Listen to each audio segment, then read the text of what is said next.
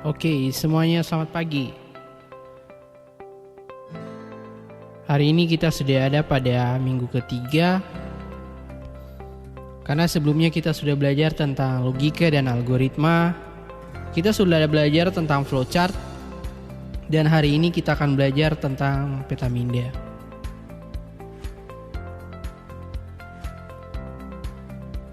Ada berbagai cara yang dilakukan agar sebuah informasi yang ada di dalam pikiran manusia dalam bentuk pola pikir dapat ditransformasikan dan dimengerti oleh orang lain. Informasi itu tentu saja adalah sebuah pengetahuan umum yang dimulai dari satu titik acuan yang mudah dan bisa dikembangkan, atau sebuah objek yang ingin digali dengan sebuah tujuan untuk mendapatkan solusi. Salah satu cara untuk memvisualkan proses berpikir adalah dengan menggunakan petaminda. Petaminda membuat kita dapat menghasilkan kaitan-kaitan, menghasilkan hubungan bentuk lain dari sebuah kata yang dibuat sebagai acuan. Jadi, sebenarnya siapa yang membuat petaminda ini? Ada seorang psikolog dari Inggris bernama Tony Buzan. Pada tahun 1974, ia berpikir bagaimana cara agar otak kita dapat dengan mudah menyimpan sebuah informasi. Maka ia mencoba untuk membuat sebuah petaminda, atau bisa kita sebut dengan peta pemikiran. Dari hasil penelitian menunjukkan bahwa otak kita menyimpan informasi dalam sel-sel saraf dalam bentuk cabang-cabang. Sehingga bila dilihat sekilas akan tampak seperti bentuk pohon dengan cabang dan rantingnya. Petaminda membantu kita untuk memahami suatu hal yang kompleks cukup dengan satu gambar, sifatnya divergen, dan membentuk sebuah cabang dan ranting dalam bentuk hierarki. Dengan menggunakan petaminda, sebenarnya kita akan lebih mudah untuk memahami bagaimana sebuah informasi dengan cepat. Jadi, bagaimana cara kita membuat petaminda? Yang pertama, kita tentukan terlebih dahulu materi atau informasi yang ingin kita bahas. Informasi tersebut sebenarnya sudah harus kita pahami, karena di sini kita akan berperan sebagai seorang narasumber atau informan. Kemudian kita harus memilih sebuah konsep yang relevan, yang dapat berhubungan satu sama lain. Bukan hanya menebak saja, tapi membuat sesuatu yang bisa berkaitan. Ada banyak sekali konsep yang bisa kita pakai, tetapi kita harus mulai dari konsep yang paling sederhana. Selanjutnya, kita dapat mengurutkan setiap konsep mulai dari yang lebih inklusif hingga ke bagian contoh-contohnya. Kemudian kita dapat menghubungkan setiap konsep yang saling berhubungan satu sama lain dengan menggunakan garis penghubung. Yang terakhir, kita harus melengkapi sebuah petaminda yang sudah dibuat dengan menggunakan konsep-konsep yang lebih khusus. Oke, sekarang saya akan beritahu satu contoh petaminda untuk kalian lihat secara bersama. Ini adalah informasi pertama, konsep pertama, kalimat pertama. Ini bisa disebut sebagai sebuah acuan. Jika Anda adalah seorang yang malas untuk berpikir, maka ide ini tidak akan berkembang. Ide ini akan sebatas ide ini saja, tidak kemana-mana dan tidak bergerak. Sebaliknya, jika Anda ingin mengembangkannya menjadi sebuah informasi yang lain, maka Anda akan membuat cabang-cabang dari satu informasi ini. Alat transportasi. Alat transportasi dapat dibagi menjadi beberapa bagian. Yang pertama, alat transportasi udara. Di udara ada alat transportasi berupa pesawat dan juga helikopter. Kalau ada pertanyaan selain pesawat dan helikopter, alat transportasi udara apa saja yang kalian tahu? Yang lain dari kedua transportasi ini, atau alat transportasi apa yang digunakan untuk manusia dapat pergi ke bulan? Apakah hanya alat transportasi udara saja? Ternyata tidak. Alat transportasi selanjutnya adalah alat transportasi darat. Ada sepeda motor, ada becak.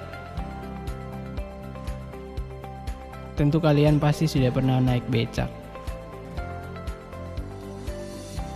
Ada mobil dan juga sepeda. Begitulah kira-kira jika dipikirkan sebuah konsep kecil dan dikembangkan.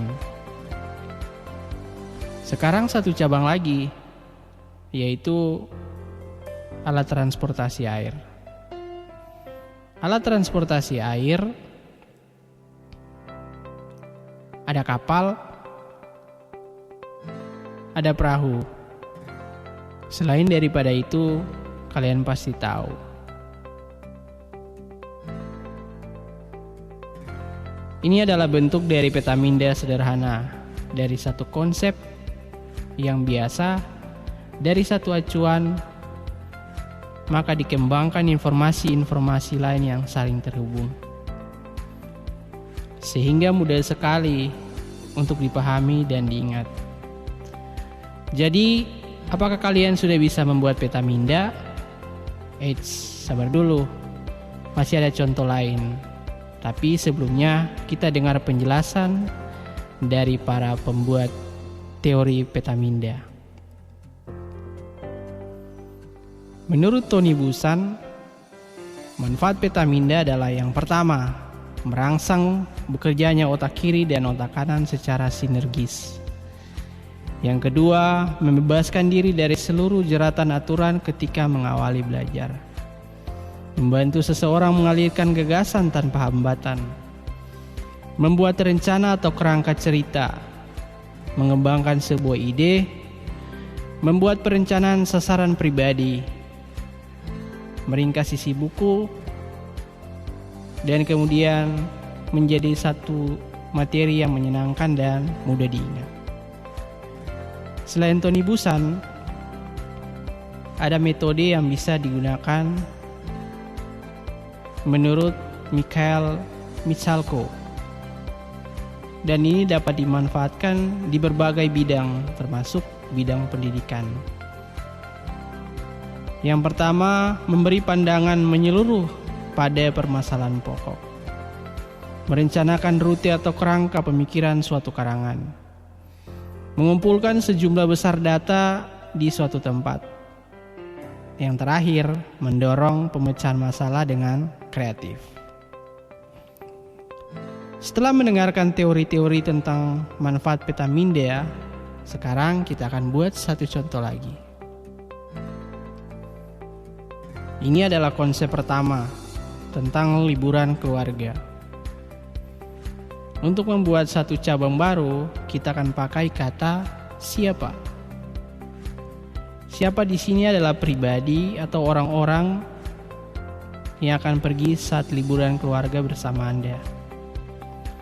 Yang pertama, ayah, ibu, teman, sepupu, atau siapapun. Kalian bisa membuat cabang-cabang selanjutnya. Kan, siapa saja yang akan liburan bersama kalian? Tidak mungkin kalian akan pergi liburan sendirian. Malah tidak akan asik, tidak akan ada cerita menarik. Setelah kalian menentukan siapa yang akan pergi liburan bersama kalian, kalian harus membuat sebuah tujuan.